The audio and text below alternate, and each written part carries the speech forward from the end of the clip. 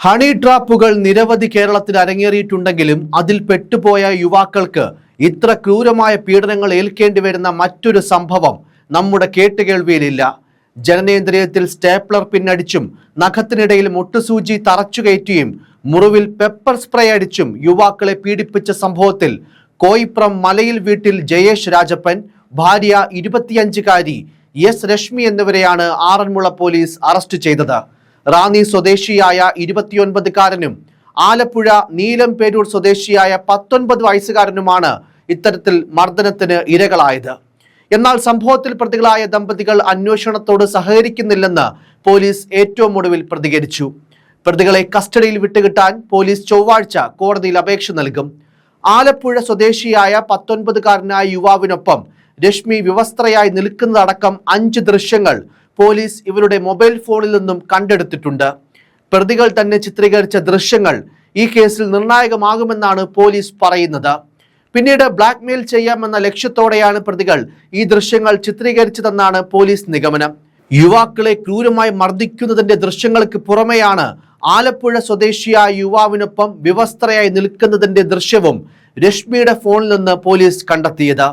ഈ ദൃശ്യങ്ങളുടെ സാഹചര്യത്തിൽ ആലപ്പുഴ സ്വദേശിയെ വീണ്ടും ചോദ്യം ചെയ്യും. ഇതിനായി ഇയാളോട് ചോദ്യം ചെയ്യലിനെത്താൻ അന്വേഷണ സംഘം ആവശ്യപ്പെട്ടിട്ടുമുണ്ട്.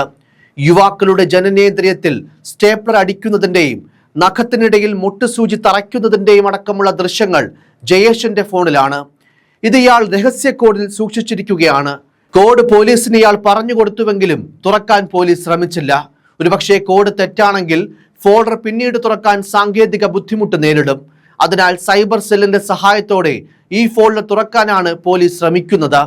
ആലപ്പുഴ സ്വദേശിയായ 19-കാരന് മർദ്ദനമേൽക്കുന്നത് ഈ മാസം 1-ാം തീയതിയാണ്. ജയേഷിനൊപ്പം ബംഗളൂരുവിൽ ക്രഷർ കമ്പനിയിൽ ജോലി ചെയ്തിരുന്നയാളാണ് ഇയാൾ. മറ്റൊരു പരാതിക്കാരനായ റാന്നി അത്തിക്കയം സ്വദേശിയായ 29-കാരനും ബംഗളൂരുവിൽ ക്രഷർ കമ്പനിയിൽ ജയേഷിനൊപ്പം ജോലി ചെയ്തിരുന്ന ആളാണ്. ബംഗളൂരുവിൽ നിന്ന് നാട്ടിലേക്ക് വന്ന 19-കാരനെ മാരാമണ്ണിൽ നിന്നും ജയേഷ് ബൈക്കിൽ തന്റെ വീട്ടിലെത്തിച്ചു. രശ്മിയുമായി ലൈംഗിക പ്രവൃത്തിയിൽ ഏർപ്പെടുന്നത് പോലെ അഭിനയിക്കണമെന്നും അല്ലെങ്കിൽ കൊന്നു കളയുമെന്നും ഭീഷണിപ്പെടുത്തി. ഇത് മൊബൈലിൽ ചിത്രീകരിച്ചു. പിന്നീട് ഷോൾ ഉപയോഗിച്ച് കൈകൾ കെട്ടി വാക്കത്തി കഴുത്തിൽ വെച്ച് കൊല്ലുമെന്ന് ഭീഷണിപ്പെടുത്തി. കമ്പിവടി കൊണ്ട് കയ്യിലും കാലിലും അതിക്രൂരമായി ഇടിച്ചു. സൈക്കിൾ ചെനി ഉപയോഗിച്ച് കണ്ണിലും വയറ്റിലും ഇടിച്ചു. മുറിയിൽ കെട്ടിത്തൂക്കിയിട്ട് മർദ്ദിച്ചു. രശ്മി കട്ടിംഗ് പ്ലെയർ ഉപയോഗിച്ച് യുവാവിന്റെ കൈവിരൽ അമർത്തി. തുടർന്ന് കട്ടിലിൽ കിടത്തി വിവസ്ത്രനാക്കി പെപ്പർ സ്പ്രേ അടിച്ചു.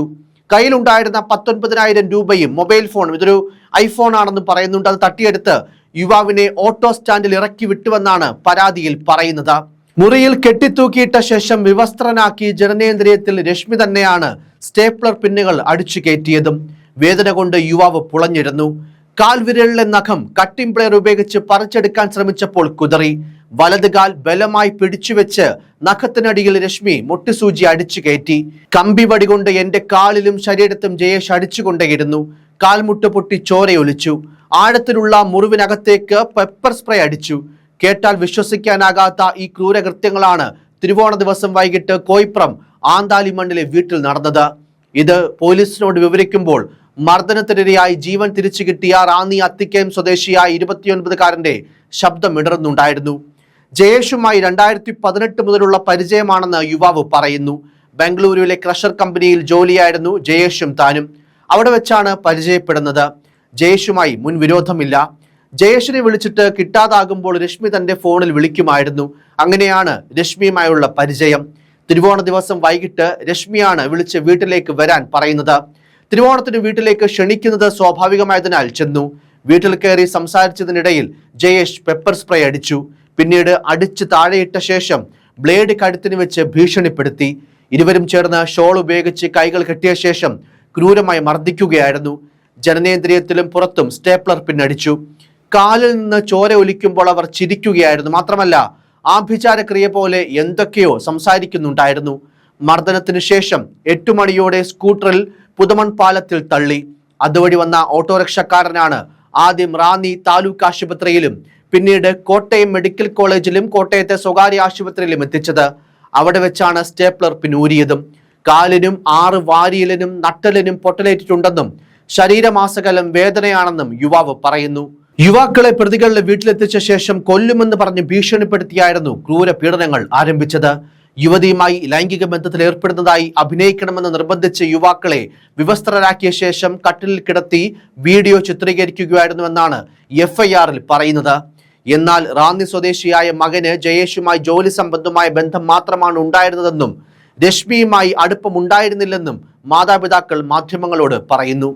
ജയേഷും കുടുംബവും പലതവണ വീട്ടിൽ വന്നുപോയിട്ടുണ്ടെങ്കിലും ഇത്തരമൊരു ക്രൂരത മനസ്സിലുണ്ടെന്ന് അറിഞ്ഞിരുന്നില്ല. അതേസമയം ആ പെണ്ണിനെ കെട്ടിയതിനു ശേഷമാ അവൻ ഇങ്ങനെയായത്. ജയേഷ് പണ്ട് നല്ലവനായിരുന്നുവെന്നും നാട്ടുകാർ പ്രതികരിച്ചിരുന്നു. നാട്ടുകാർ അവന് 2 എണ്ണം കൊടുത്തില്ലല്ലോ എന്നതിൽ വിഷമമുണ്ടെന്നും ഒരു പ്രദേശവാസി പറയുന്നുണ്ടായിരുന്നു. സംഭവ സ്ഥലത്ത് ജയേഷുമായി പോലീസ് തെളിവെടുപ്പിനെത്തിയപ്പോഴായിരുന്നു അയൽവാസികൾ ഇത്തരത്തിൽ ഒരു പ്രമുഖ മാധ്യമത്തോട് പ്രതികരിച്ചത്. എന്നാൽ യുവാക്കൾക്ക് രശ്മിയുമായി ബന്ധമുണ്ടെന്ന സംശയമാണ് കുറ്റകൃത്യത്തിന് പിന്നിലെന്ന് പോലീസ് പറയുന്നു. എന്നാൽ പോലീസ് ഇത് പൂർണ്ണമായും വിശ്വസിച്ചിട്ടില്ല. വിശദമായി ചോദ്യം ചെയ്യുന്നതിന് കസ്റ്റഡി അപേക്ഷ നൽകി. യുവാക്കളും ജയേഷും ബംഗളൂരുവിൽ ഒരേ സ്ഥാപനത്തിൽ ജോലി ചെയ്ത് വന്നിരുന്നവരാണ്. രശ്മിയും റാന്നി സ്വദേശിയും ഒരുമിച്ചുള്ള ഫോട്ടോയും വീഡിയോയും ലഭിച്ചതിനെ തുടർന്നുള്ള വൈരാഗ്യമാണ് മർദ്ദനത്തിന് പിന്നിലെന്നും സൂചനയുണ്ട്. റാന്നി സ്വദേശിയെ ഈ മാസം 5-നും ആലപ്പുഴ സ്വദേശിയായ യുവാവിനെ ഈ മാസം 1-നുമാണ് മർദ്ദനത്തിന് ഇരകളാക്കിയത്. മർദ്ദനമേറ്റ യുവാക്കൾ ഇവരുടെ സുഹൃത്തുക്കളാണെന്നും പോലീസ് പറയുന്നുണ്ട്. ജയേഷ് ബംഗളൂരുവിൽ ജോലിക്ക് പോയപ്പോൾ രശ്മിയുടെയും കുട്ടികളുടെയും സുരക്ഷയ്ക്കായി വീട്ടിൽ CCTV ക്യാമറകളും സ്ഥാപിച്ചിരുന്നു. എന്നാൽ വീട്ടിൽ അടച്ചുറപ്പുള്ള വാതിലോ ജനലുകളോ ഇല്ല. ഇപ്പോൾ CCTVയും പ്രവർത്തനരഹിതമാണ്. യുവാക്കളെ മർദ്ദിക്കുമ്പോൾ ശബ്ദമൊന്നും പുറത്ത് കേട്ടിടുന്നില്ല. അപരിചിതരായ ആളുകൾ ഇവരുടെ വീട്ടിൽ സ്ഥിരം വരാറുണ്ട്. ജയേഷ് മുൻപും പലരെയും മർദ്ദിച്ചിട്ടുണ്ട്. മുൻപ് ഇരുവരും ജോലിക്ക് പോകുമായിരുന്നു. കഴിഞ്ഞ ദിവസം ജയേഷ് രശ്മിയെയും 2 മക്കളെയും ഉപദ്രവിച്ചിരുന്നെന്നും നാട്ടുകാർ പറഞ്ഞു. കുട്ടികൾ നിലവിൽ ബന്ധുക്കളുടെ സംരക്ഷണയിലാണ്. അത്തരത്തിൽ അങ്ങനെ ഈ ഒരു കേസുമായി ഈ ഒരു സംഭവവുമായൊക്കെ ബന്ധപ്പെട്ട് നിർണായകമായ വിവരങ്ങളെല്ലാം ഓരോ മണിക്കൂറിലും പുറത്താവുകയാണ്. അതിപ്പോൾ എന്തിന്റെ പേരിലാണെങ്കിലും, അതൊരു ഹണി ട്രാപ്പ് ആണെങ്കിലും അതല്ല, പ്രതികളിൽ ഒരാൾ ഒരു മാധ്യമ പ്രവർത്തകനോട് ഫോണിൽ പ്രതികരിച്ച പോലെ, അതായത് ഓണത്തിന് ജയേഷ് ഇയാളെ വീട്ടിലേക്ക് ക്ഷണിച്ചതാണെന്ന് മർദ്ദനമേറ്റ യുവാക്കളിൽ ഒരാൾ പറയുന്നുണ്ട്. അതിലെ സത്യം എന്ത് തന്നെയാണെങ്കിലും 2 ചെറുപ്പക്കാരെ മരണം വരെ സംഭവിച്ചേക്കാവുന്ന രീതിയിൽ അതിക്രൂരമായി മർദ്ദിച്ച് അവശരാക്കിയ പ്രതികൾക്ക് തക്കതായ ശിക്ഷ തന്നെ ലഭിക്കണം. News desk, focus news TV.